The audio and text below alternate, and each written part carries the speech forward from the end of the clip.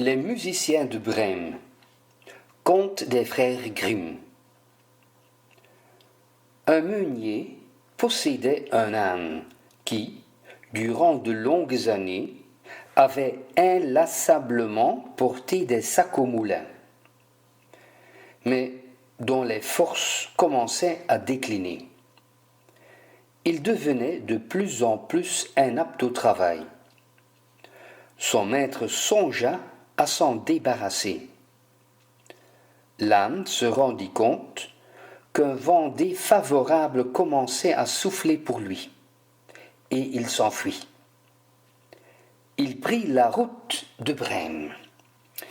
Il pensait qu'il pourrait y devenir musicien au service de la municipalité. Sur son chemin, il rencontra un chien de chasse qui s'était couché là. Il gémissait comme quelqu'un qui a tant couru que la mort le guette. « Alors, pourquoi jappes-tu comme ça ?» demanda l'âne. « Ouf, parce que je suis vieux, parce que je m'alourdis chaque jour un peu plus, parce que je ne peux plus chasser. Mon maître veut me tuer. Je me suis enfui. Mais comment gagner mon pain maintenant? Et je vais à Brême pour y devenir musicien. Viens avec moi et fais-toi engager dans l'orchestre municipal. Je jouerai du luth et toi de la timbale. » Le chien accepta avec joie et ils repartirent de compagnie. Bientôt, ils virent un chat sur la route qui était triste, comme 3 jours de pluie. « Eh bien, qu'est-ce qui va de travers ?» demanda l'âne. « Miaou, comment être joyeux quand il y va de sa vie ?» répondit le chat. « Parce que je deviens vieux, que mes dents s'usent, et que je me tiens plus souvent à rêver derrière le poêle qu'à courir après les souris. Ma maîtresse a voulu me noyer. J'ai bien réussi à me sauver, mais je ne sais que faire, où aller. Et viens à Brême avec nous. Tu connais la musique, tu deviendras musicien. » Le chat accepta et les accompagna. Les 3 fugitifs arrivèrent à une ferme. Le coq de la maison était perché en haut du portail et criait de toutes ses forces. « Tu cries à nous casser les oreilles, » dit l'âne. « Que t'arrive-t-il donc ?»« Kikoriki ! J'ai annoncé le jour où la Sainte Vierge lave la chemise de l'enfant Jésus et va la faire sécher. Mais comme pour demain dimanche, il doit venir des invités. La fermière a été sans pitié. Elle a dit à la cuisinière qu'elle voulait me manger demain. Et c'est ce soir qu'on doit me couper le cou. Alors, je crie à plein gossier pendant que je puis le faire encore. »« Et quoi, Chanteclair ?» dit l'âne. « Viens donc avec nous. Nous allons à Brême. Tu as une bonne voix, et si nous faisons de la musique ensemble, ce sera magnifique. » Le coq accepta ce conseil, et tous 4 se remirent en chemin. Mais il ne leur était pas possible d'atteindre la ville de Brême en une seule journée. Le soir, ils arrivèrent près d'une forêt, où ils se décidèrent à passer la nuit. L'âne et le chien se couchèrent au pied d'un gros arbre. Le chat et le coq s'installèrent dans les branches. Le coq monta jusqu'à la cime. Il pensait s'y trouver en sécurité. Avant de s'endormir, il jeta un coup d'œil aux 4 coins de l'horizon. Il vit briller une petite lumière dans le lointain. Il appela ses compagnons et leur dit qu'il devait se trouver quelques maisons par là. On y voyait de la lumière. L'âne dit Et levons-nous et allons-y. Ici, le gîte et le couvert ne sont pas bons. Ils se mirent donc en route, en direction de la lumière, et la virent grandir au fur et à mesure qu'ils avançaient. Finalement, ils arrivèrent devant une maison brillamment éclairée, qui était le repère d'une bande de voleurs.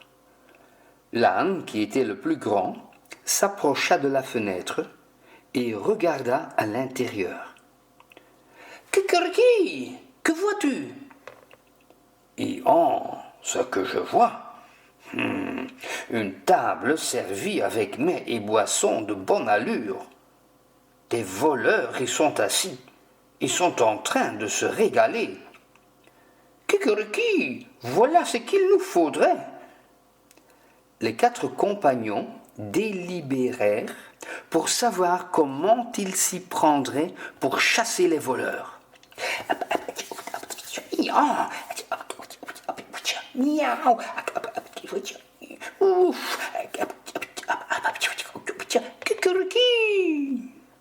Finalement, ils découvrirent le moyen.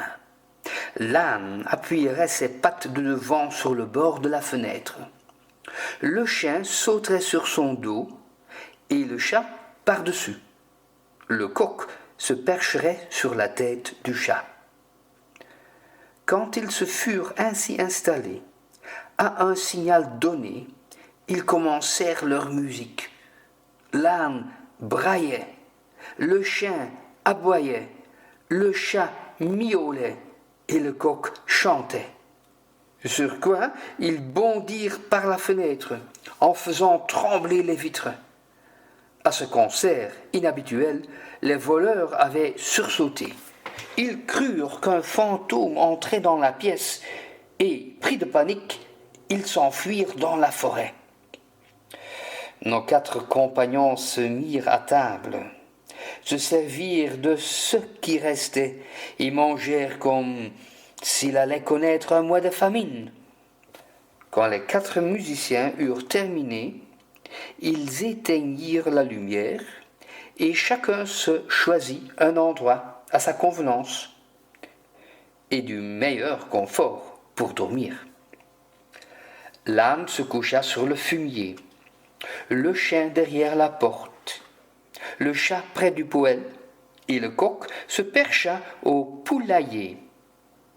Et comme ils étaient fatigués de leur long trajet, ils s'endormirent aussitôt.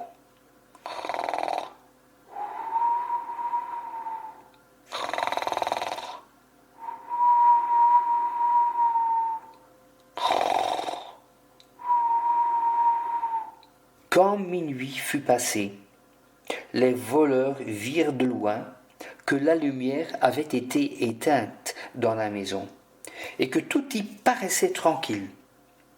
Leur capitaine dit « Nous n'aurions pas dû nous laisser mettre à la porte comme ça. » Il ordonna à l'un de ses hommes d'aller inspecter la maison.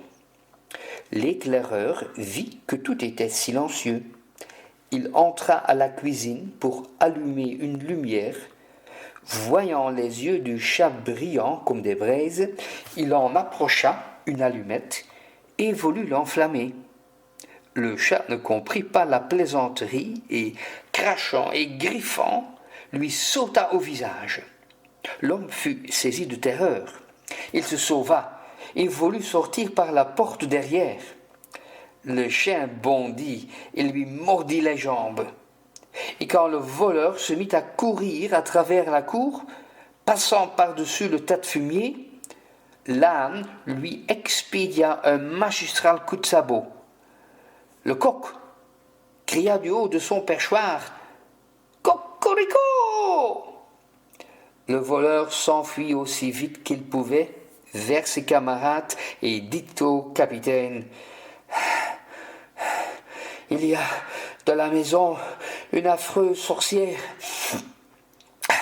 qui a soufflé sur moi et m'a griffé le visage de ses longs doigts. Devant la porte, il y avait un homme avec un couteau. et m'a blessé aux jambes. Et dans la cour, il y a un monstre noir et m'a frappé avec une massue de bois. Et sur le toit, il y avait un juge de paix qui criait « Qu'on m'amène le coquin! Qu'on m'amène le coquin !» J'ai fait ce que j'ai pu pour m'enfuir. À partir de ce moment-là, les voleurs n'osèrent plus retourner à la maison. Quant aux 4 musiciens de Brême, ils s'y plurent tant qu'ils y restèrent.